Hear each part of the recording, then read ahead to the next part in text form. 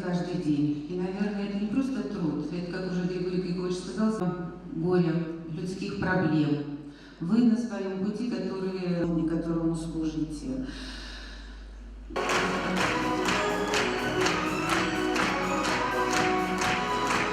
Награждается Савин.